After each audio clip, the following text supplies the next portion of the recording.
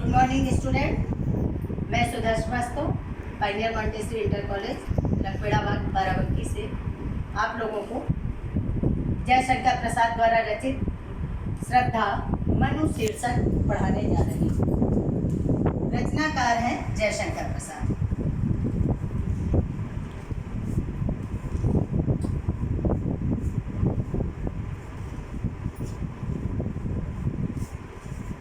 शीर्षक है श्रद्धा मनु।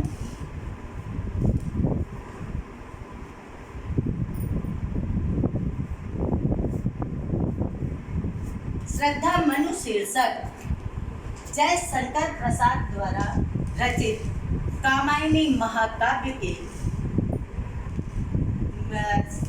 छंद से श्रद्धा छंद से संकलित है। आपके पाठ में कुछ चुने हुए छंद आपकी पाठ्य पुस्तक में संकलित हैं। इसमें श्रद्धा के अपूर्व सौंदर्य की झांकी जो है प्रसाद जी ने प्रस्तुत की है और इसमें श्रद्धा के माध्यम से मनु को कर्म के प्रति संदेश दिया है।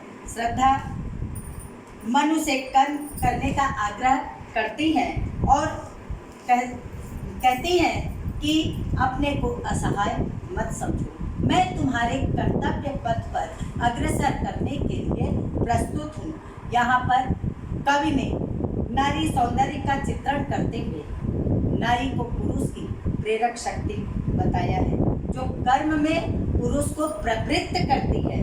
सौंदर्य चित्रण नारी भावना एवं दार्शनिक सिद्धांत की दृष्टि से कामायनी का यह श्रद्धा सर्ग अत्यधिक महत्वपूर्ण सर्ग है। अब मैं इसमें जो लेखनी चलाई है कवि ने, वह कविता पहले मैं आप लोगों के सामने प्रस्तुत करती हूँ, फिर उसकी व्याख्या बताती हूँ। कौन तुम संस्कृत जनित तीर, तरंगों से फेंकी मड़िए, कर रहे सृजन का चुपचाप प्रभा की धरा से अभिषेक। यहाँ पर श्रद्धा जो है मनु को अपरिचित रूप में देखती है और परिचय पूछना चाहती है। कहती है कि तुम कौन हो। यहाँ पर जिस प्रकार सागर जो है अपने जल से मड़ियों को अपने किनारे पर फेंक देता है, उसी प्रकार संसार रूपी सागर की तरंगों के द्वारा फेंके गए मणि की भांति इस निर्जन स्थान पर बैठे हुए तुम कौन हो। यहाँ पर श्रद्धा जो है मनु का परिचय जानना चाहती है कि एक सुंदर मणि के समान निर्जन स्थान को आलोकित कर रहे हो। जिस प्रकार से एक मणि जो है सागर तट को आलोकित करती है, उस प्रकार से इस निर्जन स्थान को आलोकित कर रहे हो। ये तुम कौन हो। आगे फिर परिचय पूछती है। मधुर विश्रांत और एकांत, जगत का सुलझा हुआ रहस्य, एक करुणा में सुंदर मौन और चंचल मन का आलस्य। कहती हैं तुम मधुर थकावट से भरे हुए और एकांत, एक जगत के सुलझे हुए रहस्य की भांति प्रतीत हो रहे हो। कहती हैं हे अपरिचित, तुम रहस्यमय हो, लेकिन फिर भी तुम्हारे मुखाकृति के भाव जो है एक सुलझे हुए रहस्य की समान दिखाई दे रहे हैं, प्रतीत हो रहे हैं। कहते हैं लेकिन तुम जो है एक सुंदर मौन और करुणा से परिपूर्ण हो, फिर भी तुम्हारा चंचल मन जो है आलस्य से भरा हुआ दिखाई दे रहा है। आखिर इस निर्जन स्थान में तुम कौन हो। ये परिचय श्रद्धा मनु से पूछती है। अब मनु की स्थिति क्या है कि सुना यह मनु ने मधु गुंजार, मधु करी का सा जब आनंद। जब मनु ने सुंदर ये मधुर स्वर श्रद्धा की सुने, तो जिस प्रकार भ्रमरी जो है पुष्पों पर मंडराता हुआ गुनगुन करता हुआ मधुर गान करता है, उस प्रकार श्रद्धा के मधुर ध्वनि जो है मधुर गान करती हुई सी प्रतीत हुई। और श्रद्धा आगे क्या है, किए हुए मुख नीचा कमल समान, प्रथम कवि का जो सुंदर छंद। श्रद्धा मनु को पहली बार देखती है, मनु अपरिचित है, और श्रद्धा कुछ लज्जावश अपना मुख नीचा किए हुए पृथ्वी की ओर देख रही हैं। वो इस भांति प्रतीत हो रही है मानो कि कोई कमल पुष्पित होकर नीचे की ओर पृथ्वी की ओर झुक गया हो, और उनके स्वर इस प्रकार सुनाई दे रहे हैं जैसे प्रथम कवि का कोई सुंदर छंद हो, जो कि मन को प्रसन्न को श्रुति मधुर लग रहा हो, आह्लादित कर रहा हो, प्रसन्न कर रहा हो, इस प्रकार प्रतीत हो रहा है। एक झटका सा लगा सहर्ष, निरखने लगे लुटे से कौन। मन के हृदय में अचानक एक खुशी का झटका सा लगा, अकस्मात खुशी की लहर जो है हृदय में दौड़ गई कि, और वो ऊपर देखते हैं तो जैसे वो श्रद्धा के इस अपूर्व सौंदर्य को देखकर इस भांति चकित रह गए जैसे वो लुटे हुए से हों और अपनी सुध खो बैठे हों। गा रहा यह सुंदर संगीत, कौतूहल रह न सका मौन। कहा कि यह सुंदर मधुर गान कर रहा है, कौन कर रहा है? यह जिज्ञासा मन के हृदय में उठी और उनकी जिज्ञासा जो है मौन न रह सकी। वो जो है बहुत कौतूहलवश श्रद्धा की ओर देखने लगे और देखा यह सुंदर दृश्य, नयन का इंद्रजाल अभिराम। यह सुंदर अपूर्व सुंदरी को अपने समक्ष देखकर मनु ने देखा तो इसमें उस नेत्रों का जादू जो है अपनी ओर आकर्षित करने लगा, और जो है श्रद्धा के अपूर्व सौंदर्य की ओर मनु आकर्षित होने लगे। फिर देखा क्या है, कुसुम वैभव में लता समान चंद्रिका से लिपटा घनश्याम। देखा कि कोई उसके सामने खड़ी है जो कि पुष्पों से भरी हुई लता के समान दिखाई दे रही है, और जो है चंद्रमा की शीतल चांदनी में लिपटा हुआ कोई बादल का टुकड़ा उसके समक्ष खड़ा हो मनु के समक्ष। इस प्रकार आश्चर्यचकित होकर जो है श्रद्धा को देखते हैं। हृदय की अनुकृत बाह्य उदार, एक लंबी काया उन्मुख। देखा कि विस्तृत हृदय वाली बाह्य से उदारता, मतलब श्रद्धा के सारे गुण थे, उदारता, विशालता और विस्तृत हृदय था, गंभीरता थी। इस प्रकार एक लंबी काया, एक लंबी देह यष्टि मनु के सामने खड़ी हुई थी। वो इस प्रकार प्रतीत हो रहे थे, मधु पवन क्रीड़ित ज्यों से सुशोभित हो सौरभ संयुक्त। इस प्रकार प्रतीत हो रहे थे मानो बसंत ऋतु में छोटे साल का वृक्ष जो है अटखेलियां करता हुआ सुंदर सुगंधित वायु में जो है मंद वायु में उस उन्मुक्त स्वच्छंद विचार से घूम रहा हो। इस प्रकार जो है वो श्रद्धा जो है एक लता के समान अटखेलियां करती हुई एक लंबी काया के रूप में मन के सामने प्रस्तुत होती है। मसृण गांधार देश के, अब यहाँ पर कवि ने श्रद्धा की वस्त्र का वर्णन किया है, किस रंग का वस्त्र धारण कर रखा था वो वर्णन किया है। कहा मसृण गांधार देश के नील रोम वाले मेषों के चरण। क्या है मसृण? मतलब मुलायम जितने, गांधार देश में मेष मतलब भेड़े।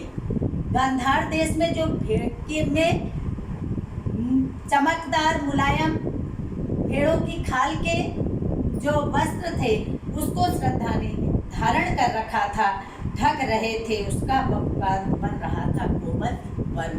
वर्म मतलब कवच जो है वो श्रद्धा की सुंदर कोमल शरीर को ढक रहे थे, और वो केवल ढक ही नहीं रहे थे बल्कि एक उसके लिए सुरक्षा कवच भी बने हुए थे।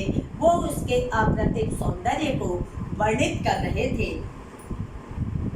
आगे नील परिधान बीच सुकुमार खुल रहा मृदुल आज खुला अंग। वो नीले मेषों के चर्म की खाल के वस्त्र जो पहने थे श्रद्धा ने, तो वो नीले वस्त्र में कोमल शरीर का कुछ भाग जो है खुला हुआ सा दिखाई दे रहा था, अनावृत था।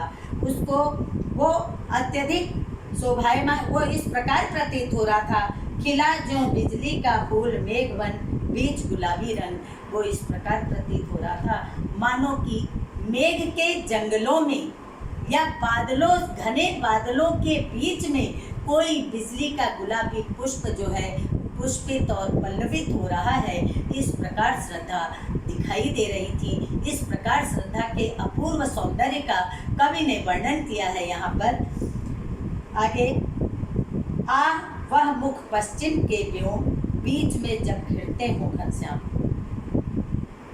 श्रद्धा के अपूर्व सौंदर्य का वर्णन करते हुए कहते हैं कि उनके जो मुख पर और काले बालों के बीच में वह इस प्रकार सुशोभित हो रही थी जैसे कि पश्चिम से आकाश में बादल घिरे हों और उनके बीच में अरुण रवि मंडल उनको भी दिखाई देता हो छविधाम।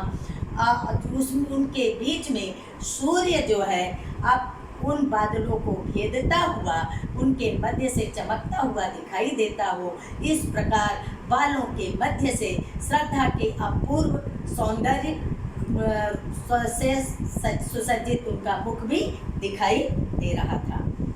घिर रहे थे घुंघराले बाल अंश अवलंबित मुख के पास। अंश मतलब क्या होता है? कंधा होता है। अंश और अंश आपने शब्द युग में पढ़ा होगा बच्चों। अंश मतलब भाग्य हिस्सा, अंश मतलब कंधा होता है। तो कंधे तक श्रद्धा के जो घुंघराले बाल थे उसकी लटें जो है मुख पर जो घूम रही थी वो घुंघराले बाल में उनके मुख पर शोभायमान हो रहे थे। इस प्रकार प्रतीत हो रहे थे मानो नील घन सावक से सुकुमार सुधा भरने को विदु के पास, कि इस प्रकार प्रतीत हो रहे थे मानो कि नीले आकाश में घन बादलों से घिरे हुए आकाश में कोई छोटे बादल का टुकड़ा जो है अमृत पान करने के लिए सागर तल को छूने का प्रयत्न कर रहा हो। इस प्रकार जो है श्रद्धा का मुख शोभायमान हो रहा था, अपूर्व सौंदर्य से भरा हुआ था। उसके बाद आगे क्या है? और मुख पर वह मुस्कान रक्त किसलय पर ले विश्राम। और मुख पर वह मुस्कान, हल्की सी मुस्कान की रेखा फैली थी। इस प्रकार लग रहा था रक्तिम वर्ण के नवीन कोपल पर कोई अरुण की एक किरण अम्लान अधिक अलसाई हो अभिराम। सूर्य की एक किरण, स्निग्ध सूर्य की एक किरण विश्राम करने के लिए मुख पर जो है शोभायमान हो रही हो, अलसाई सी पड़ी हो। इस प्रकार उस श्रद्धा के मुख पर मुस्कान की पतली सी रेखा दिखाई दे रही थी। आगे क्या है? कहा मनु ने नव धरणी के बीच बना जीवन रहस्य निरूपाए। ऊपर कवि ने श्रद्धा के अपूर्व सौंदर्य का वर्णन किया है। उसके पश्चात मनु जो है श्रद्धा को अपना परिचय देते हैं, क्योंकि श्रद्धा जो है मनु के परिचय को जानने के लिए ही व्याकुल थी। तो मनु अपना परिचय देते हैं कि उनकी स्थिति क्या है। तो कहा मनु ने नव धरणी के बीच बना जीवन रहस्य उपाय। मनु कहते हैं मेरा जीवन तो आकाश और पृथ्वी के बीच में एक पहेली की भांति है। मैं उद्देश्यहीन होकर इस निर्जन वन में यहाँ पर बैठा हुआ हूँ। मेरा जीवन उद्देश्यहीन हो रहा है। किस प्रकार हो रहा है? उदाहरण दिया, दृष्टांत दिया है। एक उल्का सा जलता भ्रांत शून्य में फिरता हूँ असहाय। जिस प्रकार से एक टूटा हुआ तारा असहाय होकर आकाश में भ्रमित होता रहता है, इधर उधर घूमता है, आश्रय प्राप्त करने के लिए घूमता है, उसी प्रकार मैं भी उस टूटे हुए तारे के भांति असहाय होकर, उद्देश्यहीन होकर मैं भी इस निर्जन वन में भ्रमण कर रहा हूँ और इस यहाँ पर एकाकी जीवन व्यतीत कर रहा हूँ और हूँ। फिर अब मनु ने अपना संक्षिप्त परिचय श्रद्धा को दिया। फिर श्रद्धा का परिचय अब जानने की उनके में कौतूहलता थी। कवि ने जो है श्रद्धा के माध्यम से मनु के अपरिचित होने पर उनका पूरा परिचय जानना चाहा। अब मनु जो है श्रद्धा का परिचय जानना चाहते हैं। कौन हो तुम बसंत के दूत, विरस पतझड़ में अति सुकुमार। कहा कि ये मधुर वाणी में जब श्रद्धा ने इतने प्रश्न पूछे मनु से, तो वो ऐसा प्रतीत हुआ कि जैसे कोई मधु कोकिला जो है बसंत में बोल रही हो। उस प्रकार कहा कि हे बसंत के दूत, तुम कौन हो कि इस विरस पतझड़ में अति सुकुमार, कि तुम इस पतझड़ में, इस निर्जन मन में मुझे आशा का संदेश दे रही हो। जिस प्रकार से कि बसंत ऋतु के आगमन से पूर्व कोकिल जो है अपनी मधुर ध्वनि से सूचना देती है बसंत के आगमन की, और पतझड़ के समाप्त होने पर नवीन पल्लव आने की सूचना देती है। उसी प्रकार इस मेरे निर्जन पतझड़ में तुम जो है मधुर संगीत के माध्यम से मुझे मेरे जीवन में आशा का संदेश जागृत कर रही हो। तुम कौन हो? घन तिमिर में चपला की रेख, तपन में शीतल मंद बयार। इस सुंदर बादलों से घिरे हुए अंधकार में सुंदर बिजली की रेखा की भांति तुम प्रस्तुत हुई हो। ऊपर से तो तुम तप्त हो, लेकिन तुम्हारे हृदय में शीतल मंद वायु जो है प्रवाहित हो रही है। तुम कौन हो ये जानना चाहती हैं। थैंक यू बच्चों। इसके आगे का और व्याख्या जो है हम आपको बाद में बताएंगे। इसका आज आपको नेक्स्ट टर्म में बताएंगे। इसका आपको हम आज साहित्यिक सौंदर्य अवश्य बता देते हैं। साहित्यिक सौंदर्य देख लीजिएगा।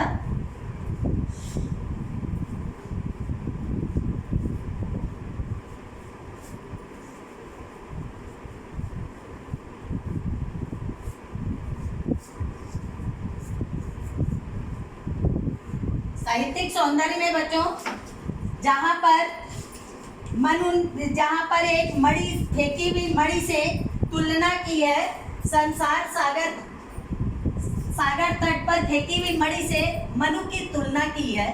कवि ने बहुत सुंदर तुलना की है। सागर तट पर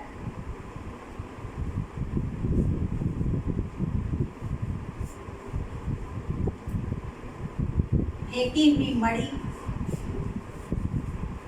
से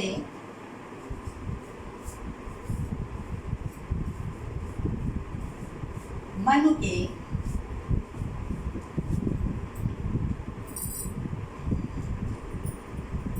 की तुलना की है।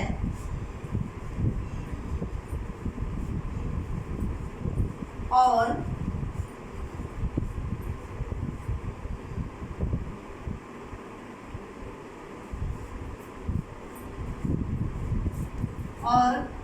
कर्म विरत बताया है।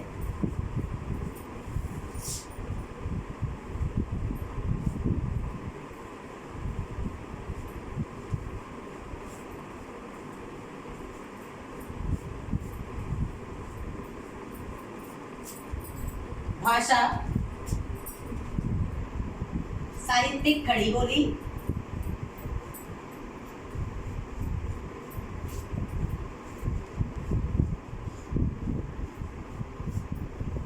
साहित्यिक खड़ी बोली।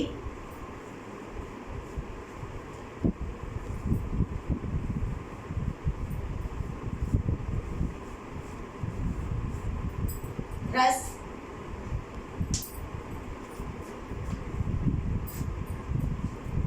श्रृंगार रस।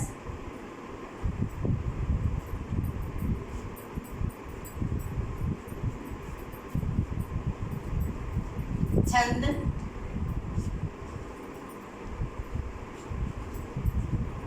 सोलह मात्राओं का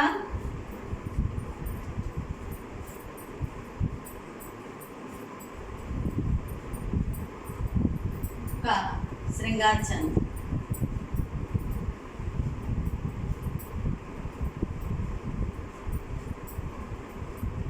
छंद ऊपर से बच्चों थोड़ा सा बिगाड़ दे रहे हैं। अलंकार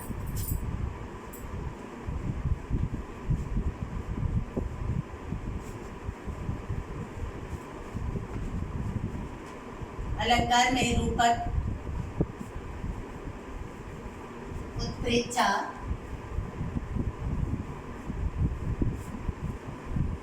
अनुप्रास,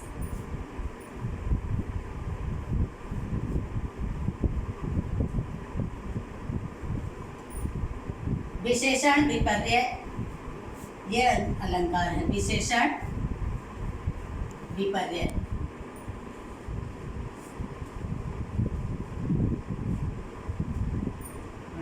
शब्द शक्ति,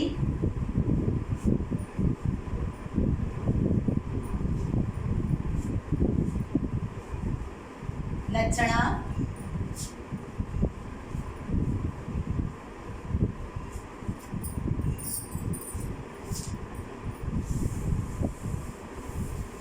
शब्द शक्ति, लक्षणा,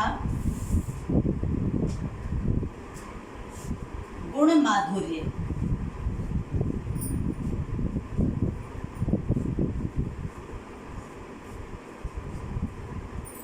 बच्चों, इतना साहित्यिक सौंदर्य आपको लिखना आवश्यक है। और इसके अतिरिक्त मैंने अभी आज इतनी व्याख्या रोक दी है।